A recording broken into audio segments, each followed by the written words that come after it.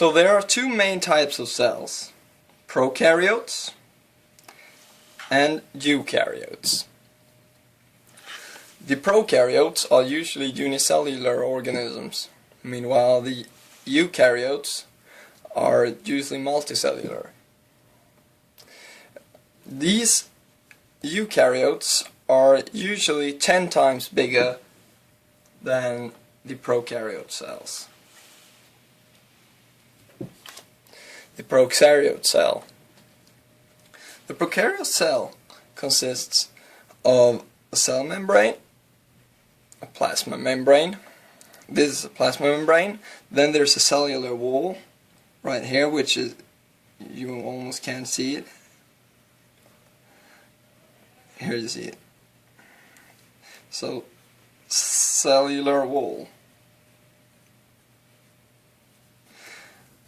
Then they have a bacterial flagellum, BF. Let's call it that. And then you have the DNA packed not in a nucleus. The DNA.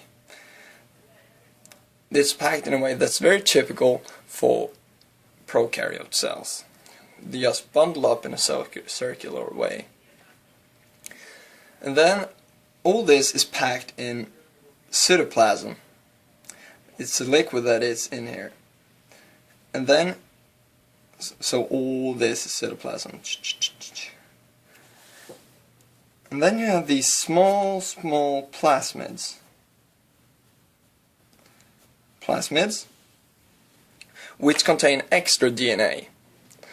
To say it very simply, this extra DNA can be used for an example if, let's say, this prokaryote cell lives inside our stomachs, and then we start eating antibiotics, and the cell feel, oh, I can't survive if they're eating antibiotics. So then they start using their plasmids, which contains DNA for things like, and when it comes to antibiotics, for an example.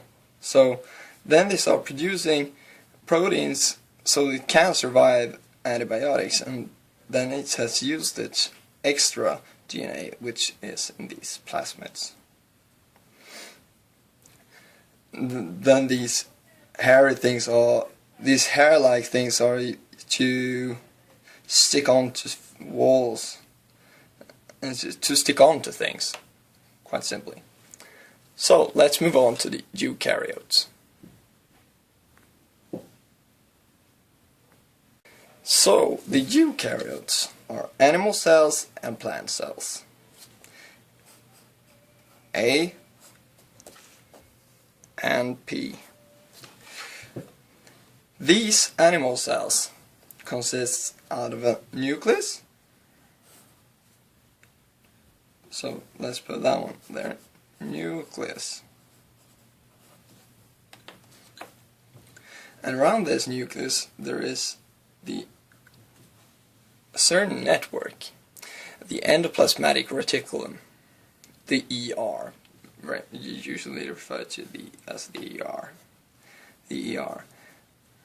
So this is a very advanced system where ribosomes are placed. Let's say they are much smaller than this, but let's place them out here. And this is like an industrial area. And here they all put all the factories together, and then they produce the ribosomes attached in the endoplasmatic reticulum, produce proteins. And it's much easier to produce when all these things are close to each other. Then the animal cells have different organelles, which characterize the eukaryotes. They have organelles, which are small organs, which you can hear from the name organelles. You get a feeling that they are small organs. They look like this, and then they look more cube-like, and then they have all sorts of small hats like these, which have certain and big, like air-like looking thing, but we won't go into. So these round things are very important. These are the power plants. They give the energy to the cell. These are the mitochondria. And they look something like this. And here you take sugar and oxygen, and then you produce ATP and you get energy, adenosine triphosphate, and this energy that these mitochondria, you have a bunch of them, produce, goes to the cell.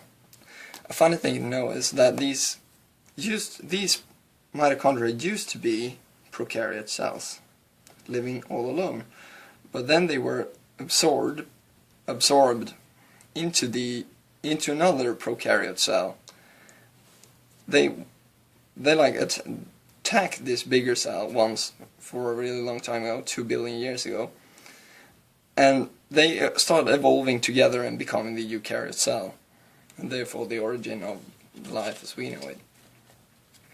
So in this, now you know that this is the mitochondria. Mitochondria.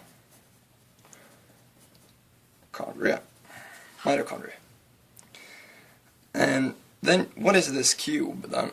This cube is,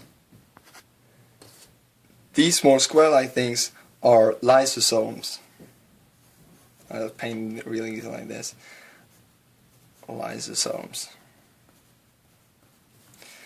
And these are the, according now citing Wikipedia's article about lysosomes, the cell's waste disposal system and can digest some compounds. That they dispose all the wastes, like extra products that are made in the cell. So now that that's done, in this nucleus, we're going to look closer into the nucleus. The nucleus contains DNA, which are tightly packed into, let's say, this is the nucleus. Now you have like 23 pairs of things looking like these. These are called chromosomes, and you have 23 pairs of them. These contain all the information that the cell needs.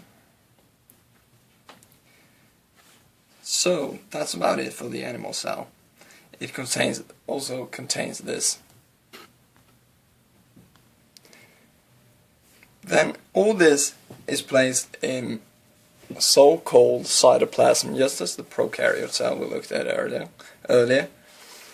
And then this one air-like thing is called the Golgi Apparatus, but we won't go into what function that has. Now moving on, we're going to look at the plant cell.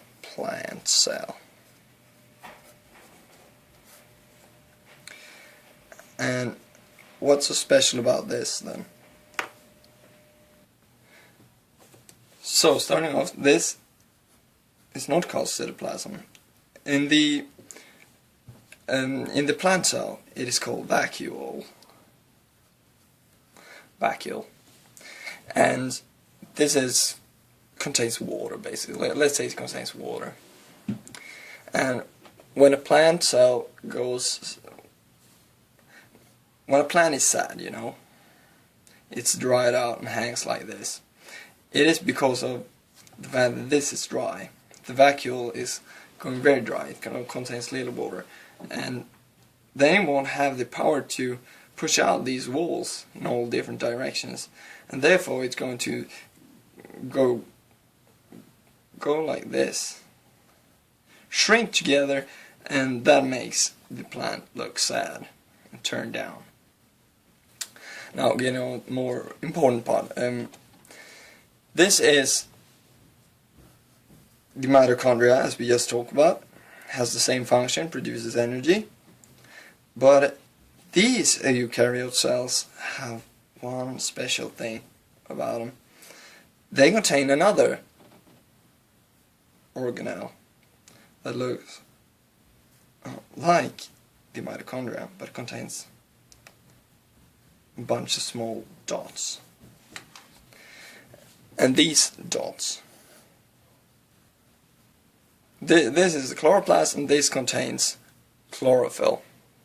Then, looking more to the right on this plant cell, it has a nucleus, a nuke, must be a nuke, and then just like the eukaryote cell, it contains an ER, and on this ER you have these ribosomes, of course. Unlike the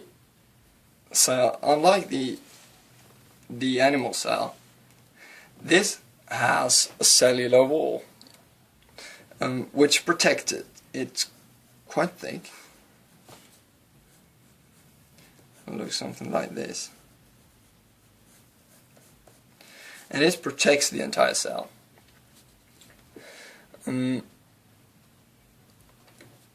As we just said, this is called the vacuole, but that's not the cytoplasm, like we talked about in the other cell types. The cytoplasm is outside the vacuole.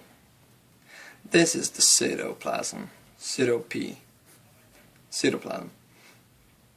Right here, all this liquid, and this place where all the mitochondria and the chloroplasts are. So, wrapping all this up, going through once again so you'll learn it the best way. We have two types of organisms, prokaryotes and eukaryotes. The prokaryotes are real simple, and they occurred for about 4 billion years ago. These are more advanced cells, as we clearly just saw. And the animal cell contains a bunch of different organelles, small organs in the cell, and so does the plant cell. The plant cell has vacuole and a cellular wall. This one doesn't, and that's the main difference. The difference between these two, the prokaryotes and eukaryotes, are that the eukaryotes have cellular and nucleus, which this one doesn't. It just has its DNA all spread out.